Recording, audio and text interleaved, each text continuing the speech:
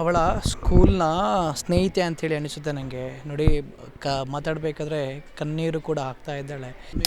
ಹೋಗ್ತಾನಿದೆ ಕ್ಲಾಸಿಗೆ. ನಾನು class ಮಾಡ್ತಿರುವಾಗಲೂ class ಕೇಳ್ತಾ ಇಲ್ಲ, ಕಾನ್ಸಂಟ್ರೇಷನ್ ಮಾಡಲಿಕ್ಕೆ ಆಗ್ತಾ ಇಲ್ಲ ಅವರಿಗೆ, ಅಷ್ಟು ಇದಾಗಿದ್ದಾರೆ. ನಮ್ಮ ಬೆಸ್ಟ್ ಫ್ರೆಂಡ್, ಎಲ್ಲರಿಗೆ ಹೆಲ್ಪ್ ಮಾಡ್ತಾ ಇದ್ಲು, ಯಾರಿಗ ಜಗಳ ಮಾಡ್ತಾ ಇರಲಿಲ್ಲ, ಅವಳಷ್ಟಕ್ಕೆ ಇದ್ಲು. She is saying, sir, I was inside the room. Suddenly, I came to know the gas is leaking.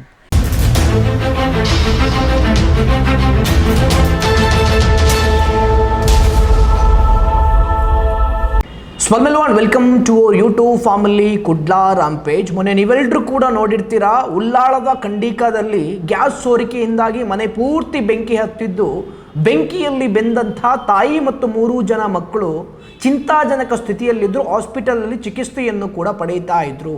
ನಿನ್ನೆ ರಾತ್ರಿ ಚಿಕಿತ್ಸೆ ಪಡೆಯುತ್ತಾ ಇದ್ದಂಥ ತಾಯಿ ಸಾವನ್ನಪ್ಪಿದ್ದಾರೆ. ಈಗ 4ನೇ ಕ್ಲಾಸ್ ಮತ್ತು 7ನೇ ಕ್ಲಾಸ್ ಮತ್ತು 9ನೇ ತರಗತಿಯಲ್ಲಿ ಕಳೀತಾ ಇದ್ದಂಥ 3 ಜನರ ಪರಿಸ್ಥಿತಿ ಕೂಡ ಚಿಂತಾಜನಕವಾಗಿದೆ. ಅಂಥೇಳಿದ್ರೆ ಬಾಡಿ ಪೂರ್ತಿ ಬೆಂದಿದೆ. ಸೊ ಹಾಗಾಗಿ ಸ್ಕಿನ್ ಎಲ್ಲ ಹೋಗಿದೆ, ಹಾಗಾಗಿ ಹೊಸ ಸ್ಕಿನ್ ಹಾಕಬೇಕು ಅನ್ನುವಂಥ ವಿಚಾರದಲ್ಲಿ ಡಾಕ್ಟ್ರುಗಳು ಕೂಡ ಹೇಳ್ತಾ ಇದ್ದಾರೆ. ಗಂಡ ಹೊರದೇಶದಲ್ಲಿ ವರ್ಕ್ ಮಾಡ್ತಾ ಇದ್ರು, ಗಂಡ ಕೂಡ ಹಾಸ್ಪಿಟಲ್ಗೆ ಬಂದಿದ್ದಾರೆ. 3 ಜನ ಮಕ್ಕಳ ಪರಿಸ್ಥಿತಿ ಚಿಂತಾಜನಕವಾಗಿದೆ. ಅಂಥದ್ರಲ್ಲಿ ತನ್ನ ಹೆಂಡತಿಯ ಅಂತ್ಯ ಸಂಸ್ಕಾರ ಕೂಡ ಮಾಡಬೇಕು. ಯಾವ ರೀತಿ ನೊಂದಿರಬೇಡ ಆ ಜೀವ ಅಂಥೇಳಿ ಯೋಚನೆ ಮಾಡಿ. ಎಷ್ಟೋ ತಲೆ ಹೊಡೆದು ಹಣ ಮಾಡ್ತಾರೆ, ಅಂಥವ್ರಿಗೆ ಏನೂ ಕೂಡ ಆಗೋದಿಲ್ಲ. ಇಂಥವರಿಗೆ ಯಾಕೆ ಶಿಕ್ಷೆ ಅನ್ನುವಂಥ ವಿಚಾರದಲ್ಲಿ ದೇವರನ್ನು ಕೂಡ ಪ್ರಶ್ನೆ ಮಾಡುವಂತಾಗಿದೆ. ಈಗ FIR ಕೂಡ ದಾಖಲಾಗಿದೆ.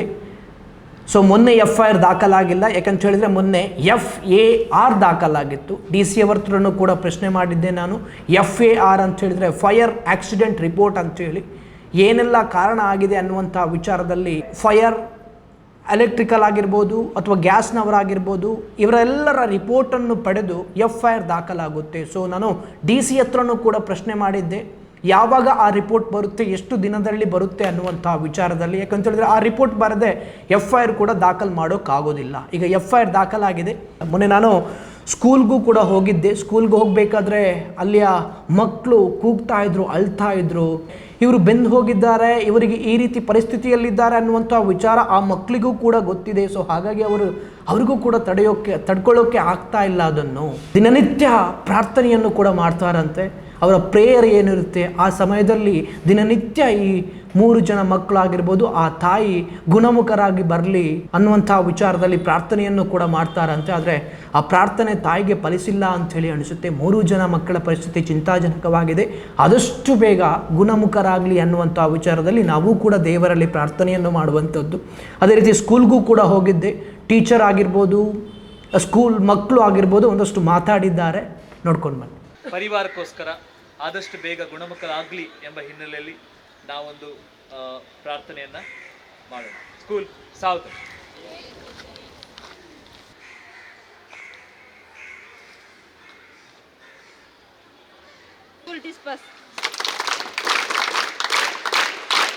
ಸೊ ಖಂಡಿಕಾದಲ್ಲಿ ಏನು ಇನ್ಸಿಡೆಂಟ್ ನಡೆದಿತ್ತು, ಆ ಮಕ್ಕಳು ಈ ಸ್ಕೂಲಲ್ಲಿ ಕಳ್ತಾ ಇದ್ದಂಥದ್ದು. ಸೊ ಒಂದು ಮಗುವಿನ ಸ್ಕೂಲ್ ಟೀಚರ್ ನಮ್ಮ ಜೊತೆಗೆ ಇದ್ದಾರೆ. ಮೇಡಮ್, ಯಾವ ರೀತಿ ಇದ್ದರು ಕಲಿಕೆಯಲ್ಲಿ?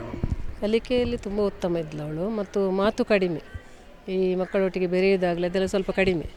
ಆದರೆ ಬೇರೆ ಯಾವುದೇ ಕೆಲಸ ಕೊಟ್ಟರು, ಈಗ ಹ್ಯಾಂಡ್ ರೈಟಿಂಗ್ ಅಂತೂ ತುಂಬ ಚೆನ್ನಾಗಿತ್ತು ಅವಳದು. ಈ ಬರೆಯುವ ಕೆಲಸ ಎಲ್ಲ ಕೆಲಸ ನೀಟಾಗಿ ಮಾಡ್ತಿದ್ಲು, ಹೋಮ್ವರ್ಕ್. ಮತ್ತು ಮಾತು ಸ್ವಲ್ಪ ಕಡಿಮೆ ಆದರೂ ಕೆಲಸದಲ್ಲಿ ಒಳ್ಳೆ ಕೆಲಸ ಕಾಡ್ತೇವಳು. ಹಾಗೆ ಬೆರೆಯೋದು ಸ್ವಲ್ಪ ಮಕ್ಕಳ ಹತ್ರ ಕಡಿಮೆ ಅವಳು. ಅದರಿಂದ ಅವಳೀಗ ಮೆಹದಿ ಅಂದರೆ ಪಕ್ಕ ಯಾರಿಗೂ ಅಷ್ಟು ಗೊತ್ತಾಗಲಿಲ್ಲ. ನಾನು ಫೋಟೋ ಹಾಕಿದೆ ಮತ್ತು ಹಾಗೆ ಗೊತ್ತಾಯಿತು ಸರ್ನವರಿಗೆ. ನಾನು ಕ್ಲಾಸ್ ಟೀಚರ್ ಆದ ಕಾರಣ ನನಗೆ ಯಾರಂತ ಗೊತ್ತಾಯಿತು ಅಷ್ಟೇ. ಮತ್ತು ನಾನೊಂದು ಇನ್ಸಿಡೆಂಟ್ ನೆನಪಾಗ್ತದೆ ನನಗೆ. ಕ್ಲಾಸ್ ಲೀಡರ್ ಮಾಡಲಿಕ್ಕೆ ಹೇಳುವಾಗ ನಾನು ಒಂದು ಸಲ ಹೇಳಿದೆ, ಈ ರೋಲ್ ನಂಬರ್ ಪ್ರಕಾರ ನಾನು ಮಾಡ್ತೇನೆ ಅಂತ. ಅವಳು ಲಾಸ್ಟ್ ರೋಲ್ ನಂಬರ್. ಅಂದರೆ ಕ್ಲಾಸ್ ಟೀಚರ್ ಆಗಲಿಕ್ಕೆ ಬೇಡ ಅವಳಿಗೆ ಖುಷಿ ಆಯ್ತಾಗ. ನಾನು ಲಾಸ್ಟಿಗೆ ಬರ್ತೇನೆ, ನನಗೆ ಕ್ಲಾಸ್ ಲೀಡರ್ ಸಿಗೋದಿಲ್ಲ ಅಂತ ಆ ಥರ. ಅಂದರೆ ಒಂಥರ ಎದುರು ಬರಲಿಕ್ಕೆ ಅವಳಷ್ಟು ಇಷ್ಟಪಡ್ತಿರಲಿಲ್ಲ. ಬಟ್ ಒಳ್ಳೆಯ ಸ್ಟೂಡೆಂಟ್ ಅವಳು. ಬಿಹೇವಿಯರಲ್ಲಾಗಲಿ ಸ್ಟಡೀಸಲ್ಲಾಗಲಿ ನನ್ನ ಪ್ರಕಾರ ಒಂದು ಒಳ್ಳೆಯ ಸ್ಟೂಡೆಂಟ್ ಅಂತ ಹೇಳ್ಬೋದು. ಈ ಘಟನೆ ಬಗ್ಗೆ ಏನು ಹೇಳ್ತೀವಿ? ಘಟನೆ ಅಂತ ಹೇಳಿದರೆ ಈಗ ಇದು ಅಂದರೆ ಅವರದ್ದೇನು ತಪ್ಪಿಲ್ಲ ಇದರಲ್ಲಿ, ಆ ಮಕ್ಕಳದ್ದಾಗಲಿ ತಾಯಿದ್ದಾಗಲಿ. ಇದು ಅಂದರೆ ಅಚಾನಕ್ಕಾದ ಘಟನೆ, ಅದರಿಂದ ನಾವೀಗ ಅದರ ಬಗ್ಗೆ ಏನು ಹೇಳಲಿಕ್ಕೆ ಸಾಧ್ಯ ಇಲ್ಲ ನನಗೆ ಅಂತ. ಅವರೀಗ ತಪ್ಪು ಮಾಡಿ ನಾವೇನಾದರೂ ಹೇಳ್ಬೋದು, ಅವರೇನು ಮಾಡದೆ ಅವರಿಗೆ ಈ ಥರ ಪರಿಸ್ಥಿತಿಯಲ್ಲಿ ನಮಗೆ ಕೂಡ ತುಂಬ ದುಃಖದ ಪರಿಸ್ಥಿತಿ ಅಂತ ಹೇಳ್ಬೋದು. ಸ್ಕೂಲಲ್ಲಿ ಈ ಥರ ಮಕ್ಕಳಿಗೆ ಏನಾದರೂ ಅವೇರ್ನೆಸ್ ಕೊಡುವಂಥದ್ದು ಏನಾದರೂ ಮಾಡ್ತೀರಾ ಅಂತ ಹೇಳಿದರೆ ಗ್ಯಾಸ್ನ ಬಗ್ಗೆ ಅಥವಾ ಬೇರೆ ವಿಚಾರದ ಬಗ್ಗೆ? ಅಂತ ತುಂಬ ಇದನ್ನು ನಾವು ಕೊಟ್ಟಿದ್ದೇವೆ, ಆದರೆ ಇದು ಆ ಥರ ಇಟ್ಟಲ್ಲೇ ಇದಾದದ್ದಲ್ಲ. ಇಂಥದ್ದು ಇನ್ಸಿಡೆಂಟ್ ಆದಾಗ ನಮಗೆ ತುಂಬ ಬೇಸರ. ಬೇರೆ ನಾವು ಅವೇರ್ನೆಸ್ ಪ್ರೋಗ್ರಾಮ್ ತುಂಬ ಶಾಲೆಯಲ್ಲಿ ಮಾಡ್ತೇವೆ. ಅವಳ ಸ್ಕೂಲ್ನ ಸ್ನೇಹಿತೆ ಅಂಥೇಳಿ ಅನಿಸುತ್ತೆ ನನಗೆ. ನೋಡಿ, ಮಾತಾಡಬೇಕಾದ್ರೆ ಕಣ್ಣೀರು ಕೂಡ ಹಾಕ್ತಾ ಇದ್ದಾಳೆ. ಏನು ಹೆಸರು ನಿಂದು? ಹೆಸರೇನು? ಫ್ರೆಂಡ ನೀನು ಅವಳದು? ತುಂಬ ಕ್ಲೋಸ್ ಆಗಿದ್ಲ ನಿನ್ನ ಹತ್ರ? ಯಾಕೆ ಹೇಳ್ತಾ ಇದ್ದೀಯ ನೀನು? ಯಾಕೆ ಹೇಳ್ತಾ ಇದ್ದೀಯ? ಹುಷಾರಾಗ್ತಾರೆ ಅವರು? ಅವರು ಹುಷಾರಾಗ್ತಾರೆ? ನಿಂಗೆ ಹೇಗೆ ಗೊತ್ತಾಯ್ತು ಇನ್ಸಿಡೆಂಟ್ ಆದದ್ದು? ಯಾರು ಹೇಳಿದರು? ಫ್ರೆಂಡ್ ಹೇಳಿದ್ರ? ಸುಹಾನ ಹೇಳಿದ್ರಾ? ಸೊ ಅವರಿಗೆ ಯಾವ ರೀತಿ ಕೂಡ ಮಾತಾಡೋಕ್ಕಾಗ್ತಾ ಇಲ್ಲ ಅಂತ ಹೇಳಿದ್ರೆ ಅಷ್ಟು ಪೇಯ್ನ್ ಇದೆ. ನನ್ನ ಫ್ರೆಂಡಿಗೆ ಈ ರೀತಿ ಆಗಿದೆ ಅನ್ನುವಂಥ ವಿಚಾರದಲ್ಲಿ. ಸೊ ಇದಕ್ಕೆ ಹೇಳುವಂಥದ್ದು ಮಕ್ಕಳ ಮನಸ್ಸು ಅಂಥೇಳಿ ಒಂದೇ ಒಂದು ಹೇಳ್ಬೋದು, ಅವರು ಆದಷ್ಟು ಬೇಗ ಗುಣಮುಖರಾಗಿ ಬರಲಿ ಅಂತೇಳಿ. ಹೋಗ್ತಾನಿದೆ ಕ್ಲಾಸಿಗೆ. ನಾನು ಕ್ಲಾಸ್ ಮಾಡ್ತಿರುವಾಗಲೂ ಕ್ಲಾಸ್ ಕೇಳ್ತಾ ಇಲ್ಲ, ಕಾನ್ಸಂಟ್ರೇಷನ್ ಮಾಡಲಿಕ್ಕೆ ಆಗ್ತಾ ಇಲ್ಲ ಅವರಿಗೆ. ಅಷ್ಟು ಇದಾಗಿದೆ ಅವರು, ಅಂದರೆ ಅಷ್ಟು ಅಟ್ಯಾಚ್ಮೆಂಟ್ ಉಂಟು ಅವಳ ಹತ್ರ ಅವರಿಗೆ. ಫೋಟೋಸ್ ಎಲ್ಲ ನೋಡಲಿಲ್ಲ, ಬರೀ ಕೇಳಿ ನನ್ನ ಹತ್ರ ಎನ್ಕ್ವೈರಿ ಮಾಡ್ತಿದ್ರು, ಹೋಗಿದ್ದೀರಾ ಮೇಡಮ್, ಹೇಗಿದ್ದಾಳೆ ಹಾಗೆಲ್ಲ ಕೇಳ್ತಾ ಇದ್ರು. ಎಷ್ಟನೇ ಕ್ಲಾಸ್ ಅವರು? 9th B. 9th. ಅಂದರೆ 15 ವರ್ಷ ಸಾಧಾರಣ. 14-15 ವರ್ಷ ಅವರಿಗೆ. ಸೊ ಅಂತ ಹೇಳಿದ್ರೆ ಈ ಇನ್ಸಿಡೆಂಟ್ ಆಗಿರುವಂಥದ್ದು ಗೊತ್ತಿದೆ, ಆದರೆ ಆ ಫೋಟೋವನ್ನು ನೋಡಲಿಲ್ಲ.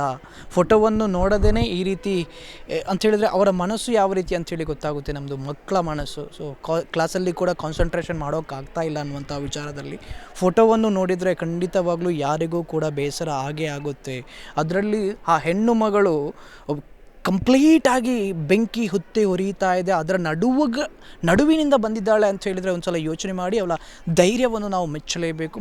ನಮ್ಮ ಬೆಸ್ಟ್ ಫ್ರೆಂಡ್ ಎಲ್ಲರಿಗೂ ಹೆಲ್ಪ್ ಮಾಡ್ತಾ ಇದ್ಲು, ಯಾರಿತ್ರ ಜಗಳ ಮಾಡ್ತಾ ಇರಲಿಲ್ಲ, ಅವಳಷ್ಟಕ್ಕೆ ಇದ್ಲು. 4th ಸ್ಟ್ಯಾಂಡರ್ಡಲ್ಲಿ ಕಲಿತಾ ಇದ್ದಂತಹ ಮಾಯಿಜಾನ ಶಿಕ್ಷಕಿಯವರು ನಮ್ಮ ಜೊತೆಗೆ ಇದ್ದಾರೆ. ಮೇಡಮ್ ನಮಸ್ಕಾರ. ಹೇಗಿದ್ಲು ಮಾಯಿಜಾ ಅಂತೇಳಿ ಕಲಿಯೋದ್ರಲ್ಲಿ? ಫಾತಿಮಾ ಮಾಯಿಜಾ ಅಂತ 4ನೇ B ಸೆಕ್ಷನಲ್ಲಿ ಕಲಿತಾ ಇದ್ಲು. ನಾನು ಅವಳಿಗೆ ಕ್ಲಾಸ್ ಟೀಚರ್ ಆಗಿದ್ದೇನೆ. ಕಲಿಕೆಯಲ್ಲಿ ಸದಾ ಮುಂದೆ ಇರ್ತಾ ಇದ್ಲು, ಅಂದರೆ A+ ಎಲ್ಲ ಗ್ರೇಡ್ ತಗೊಳ್ತಾ ಇದ್ಲು. ಬೇರೆ ಮಕ್ಕಳಿಂದ ಸಹ ಒಂದು ಕಂಪ್ಲೇಂಟ್ ಬರಲಿಲ್ಲ, ಅವಳು ಹೊಡಿತಾಳೆ ಬೈತಾಳೆ ಅನ್ನುವಂಥದ್ದು.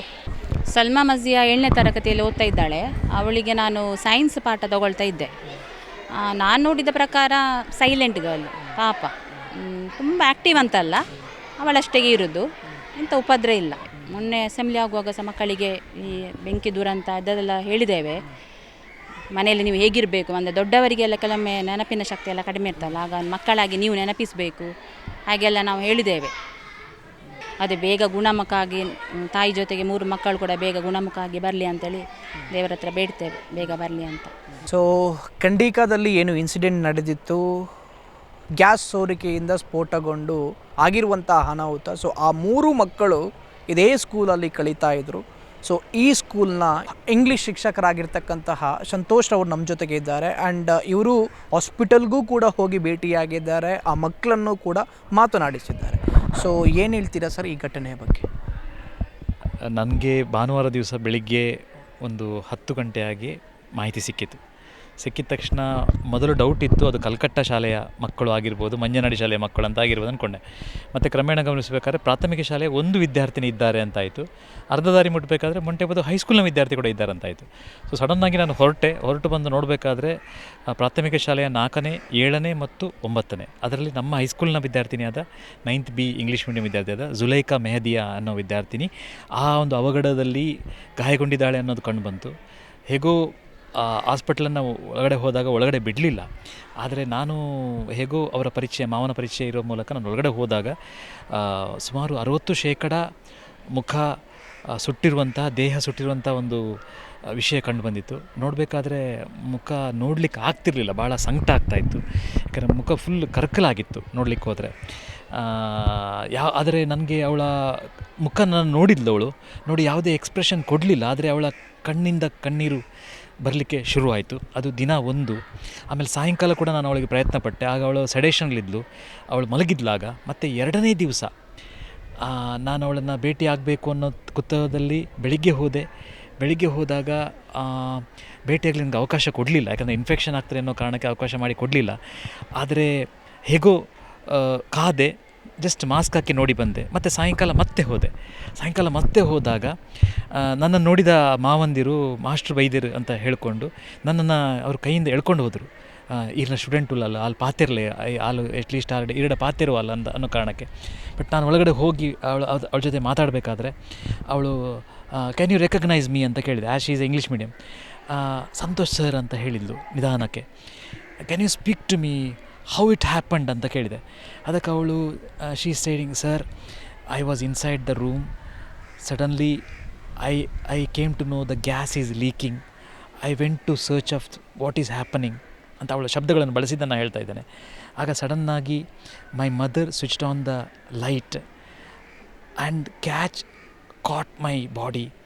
I jumped out of that fire and I came out and I just started calling the nearby uncle and he came and saved us ಅಂತ ಹೇಳಿದ್ಲು. ಅಂದರೆ ನಾನು ಆಗ ಹೇಳಿದೆ, you are a brave girl, you saved 4 lives and you are really great. All the students of all the classmates are for they are waiting for you, sir. I can't write exam ಅಂತ ಹೇಳಿ. Don't worry my dear, all the notes books we will xerox for you, textbook I will provide for you and you need not to write the exam and we will make you pass ಅಂತ ಹೇಳಿದೆ. ಆಗ suddenly she started giving my smile. ಹಿಂದಿನ ದಿವಸ full ಕರ್ಕಲಾದ ಮುಖ, ಅದರ skin ತೆಗೆದಿದ್ರು, ಕೆಂಪಿತ್ತು. ಮತ್ತು ಯಾರು ನನಗೆ ಹೊರಗಡೆ ಹೇಳಿದರು, ಫುಲ್ ತೆಗೆದಿದ್ರು, ಇದೆಲ್ಲ ತೆಗೆದು ಕೆಂಪು ಬಣ್ಣ ಇತ್ತು. ನೆನ್ನೆ ನೋಡಬೇಕಾದ್ರೆ ಫುಲ್ ಕಪ್ಪು ಬಣ್ಣ ಇತ್ತು. ಇನ್ನೊಂದು ವಿಷಯ ಏನಂತ ಹೇಳಿದ್ರೆ, ನಾನು ಹಾಗೆ ಹೇಳಬೇಕಾದ್ರೆ ಅವಳು ಅಳ್ಳಿಕ್ಕೆ ಶುರು, ಸರ್ ಇಟ್ ಈಸ್ ಪೇಯ್ನಿಂಗ್ ಸರ್ ಅಂತ ಹೇಳಿದ್ಲು. ಇಟ್ ಈಸ್ ಪೇಯ್ನಿಂಗ್, ನನಗೆ ನೋವಾಗ್ತಿದೆ ಸರ್, ತಡ್ಕೊಳ್ಳಿಕ್ಕೆ ಆಗೋದಿಲ್ಲ ಹೇಳಿದೆ. ಐ ಜಸ್ಟ್ ಸೆಡ್ ಮಾವ ಹೀಗೆ ಕನ್ಸೋಲ್ ಮಾಡಿದರು. ನಾನು ಹೇಳಿದೆ, don't worry, you will be all right.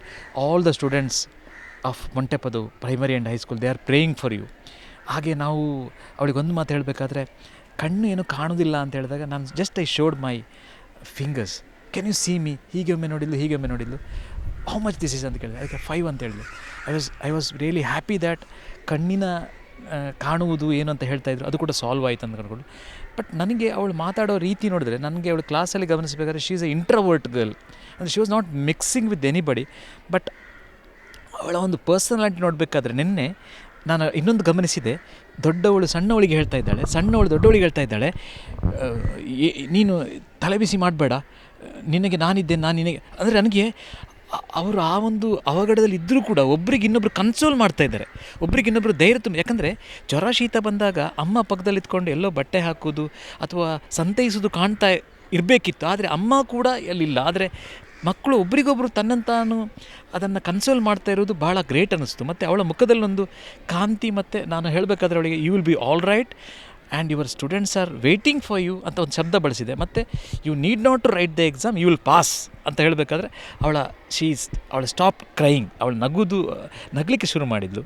ಮತ್ತು ಅವಳ ಮುಖದಲ್ಲಿ ಮತ್ತೆ ಸ್ವಲ್ಪ ನೋವು, ಸರ್ ಐ ಆಮ್ ಪೇಯ್ನಿಂಗ್ ಅಂತ ಹೇಳಿದ್ಲು. ಬಟ್ ನನಗೆ ಒಂದು ಮಾತು ಅವಳಿಗೆ ಹೇಳಿಬಿಟ್ಟೆ, you will be all right and you will come soon, you will come back to soon ಅಂತ ಹೇಳಿ ಒಂದು ಶಬ್ದ ಹೇಳಿದೆ. ನಗಾಡಿದ್ಲು. ಮತ್ತು ನಾನು ಅಲ್ಲಿಗೆ ಮಾತನಾಡಿದೆ, ಯಾಕಂದರೆ ಮತ್ತೆ ಅವಳ ಕಣ್ಣಲ್ಲಿ ನೀರು ಬರಲಿಕ್ಕೆ ಶುರು ಆಯಿತು. ಮತ್ತು ಸರ್ ಪೇಯ್ನಿಂಗ್ ಅಂತ ಹೇಳಿದೆ, ಅಲ್ಲಿಗೆ ನಾನು ನಿಲ್ಲಿಸಿದೆ ಮಾತಾಡಲಿಕ್ಕೆ. ಸೊ ಇದಿಷ್ಟು ನಾನು ಅವಳ ಜೊತೆ ಮಾತಾಡಿದೆ. ಆದರೆ ನನಗೆ ಒಂದು ಖುಷಿ ಆಯಿತು ಅಂದರೆ, ಅವಳ ಮೊದಲ ದಿವಸ ನನ್ನನ್ನು ನೋಡಿ ಹತ್ತಿದ್ದು, 2ನೇ ದಿವಸ ಅವಳು ನೋಡಿ ನಗಾಡಿದ್ದು ಮತ್ತು ಕಾನ್ಫಿಡೆನ್ಸಲ್ಲಿ ಮಾತನಾಡಿದ್ದು, ಅವಳ ಧೈರ್ಯವನ್ನು ನಾನು ನಿಜವಾಗ್ಲೂ ಮೆಚ್ಚಿಸ್ತೇನೆ. ಯಾಕಂದರೆ ಅವಳು ಆ ಒಂದು ಸಂದರ್ಭದಲ್ಲಿ ಬೆಂಕಿಯ ಮಧ್ಯೆ ಹೋಗಿಕೊಂಡು ಡೋರ್ ತೆಗೆದು ಯೋಚನೆ ಮಾಡುವ ಶಕ್ತಿ, ಆ ಪ್ರೆಸೆನ್ಸ್ ಆಫ್ ಮೈಂಡ್, ನಾನು ಐ ರಿಯಲಿ ಅಪ್ರಿಷಿಯೇಟ್ ದ್ಯಾಟ್. ಅದಕ್ಕೆ ಅವಳು ಆ ಥರ ಮಾಡದಿದ್ದಿದ್ರೆ ನನ್ನ ಪ್ರಕಾರ ಆ 3 ಜೀವಗಳು ಏನು ಒಳಗಡೆ ಇದ್ದು ಇನ್ನೂ ಹೆಚ್ಚಿನ ಹಾನಿ ಆಗ್ತಿತ್ತೋ ಏನೋ ಎಂಬುದು ನನ್ನ ಒಂದು ಭಾವ. ಮಕ್ಕಳು ನನಗೆ, ನಾನು ಅಂದ್ಕೊಳ್ಳೋಕ್ಕಿಂತ ಮುಂಚೆ ಆಸ್ಪಾಸಿನ ಮಕ್ಕಳು ಅವ್ರಿಗೆ ಮಾಹಿತಿ ಸಿಕ್ಕಿತ್ತು. ಆ ಮಾಹಿತಿ ಸಿಕ್ಕಿ ಕ್ಲಾಸಿಗೆ ಬಂದಾಗ ನನಗೆ ಸಿಕ್ಕ ಅಲ್ಪ ಮಾಹಿತಿ. ಇಲ್ಲಿ ಬಂದಾಗ they are all started crying. ಒಬ್ರಿಗೊಬ್ರು ಕ್ಲಾಸಲ್ಲಿ ದೇ ಆರ್ ನಾಟ್ ಫುಲ್ಲಿ ಮುಖ ಡಲ್ ಆಗಿತ್ತು.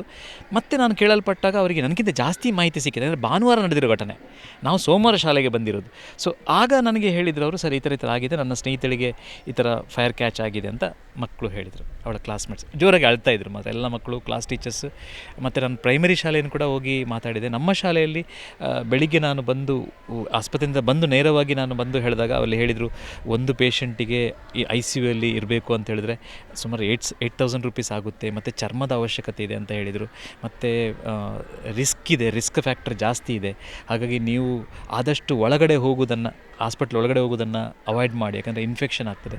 ಎರಡನೇದು ಆದಷ್ಟು ಪ್ರೇ ಮಾಡಿ ಅಂತ ಹೇಳಿದರು. ಆಮೇಲೆ ನಾನು ಶಾಲೆಗೆ ಬಂದು ನನಗೆ ಅದನ್ನು ಮಕ್ಕಳ ಜೊತೆ ಹೇಳಬೇಕು ಅಂತ ಅನ್ನಿಸ್ಲಿಲ್ಲ. ಆದರೆ ನನಗೆ ಅವರು ಡಾಕ್ಟ್ರ್ ಒಂದು ಮಾತು ಹೇಳಿದರು, ಆದಷ್ಟು ಸರ್ ಒಂದು ದುವಾ ಮಾಡಿ, ಪ್ರೇ ಮಾಡಿ ಅಂತ ಹೇಳಿದರು. ಅದಕ್ಕೆ ನಾನು ಬೆಳಿಗ್ಗೆ ಮಕ್ಕಳನ್ನು ಅಸೆಂಬಲ್ ಮಾಡಿ ಪ್ರೇಯರಲ್ಲಿ ಆ ಸಮಯದಲ್ಲಿ ಒಂದು ಅವರಿಗೋಸ್ಕರ, ಕುಟುಂಬಕ್ಕೋಸ್ಕರ ಒಂದು ಪ್ರಾರ್ಥನೆ ಮಾಡಿ ಅಂತ ಹೇಳಿದಾಗ ಎಲ್ಲ ಮಕ್ಕಳು ಪ್ರಾರ್ಥನೆ ಮಾಡಿದರು. ಆಮೇಲೆ ಹಿಂದಿನ ದಿವಸ ಭಾನುವಾರ ಒಂದು ಮೆಸೇಜ್ ಹಾಕಿದ್ದೆ ಗ್ರೂಪಿಗೆ, ಈ ಥರ ನಮ್ಮ ಶಾಲೆಯ 3 ವಿದ್ಯಾರ್ಥಿಗಳು ಮತ್ತು ಅಮ್ಮ ಇಂತಿಂಥ ಸ್ಥಳದಲ್ಲಿ ರಾತ್ರಿ ಬೆಂಕಿ ಅವಘಡ ಆಗಿದೆ, 60% ದೇಹ ಸುಟ್ಟಿದೆ, ನಾವು ಅವರಿಗೋಸ್ಕರ ಏನಾದರೂ ಮಾಡಬೇಕು, ಏನು ಮಾಡ್ಬೋದು, ನಾವೊಂದು ಸಣ್ಣ ಧನ ಸಹಾಯ ಮಾಡೋಣವೇ ಅಂತ ಹೇಳಬೇಕಾದ್ರೆ ನಿಜವಾಗಿ ನೀವು ನಂಬಲಿಕ್ಕಿಲ್ಲ, 2ನೇ ದಿವಸವೇ, ಅಂದರೆ ಘಟನೆಯಾದ ಮರುದಿವಸವೇ ನನಗೆ ಸುಮಾರು 11,000 ರೂಪಾಯಿ ಕಲೆಕ್ಷನ್ ಆಗಿದೆ.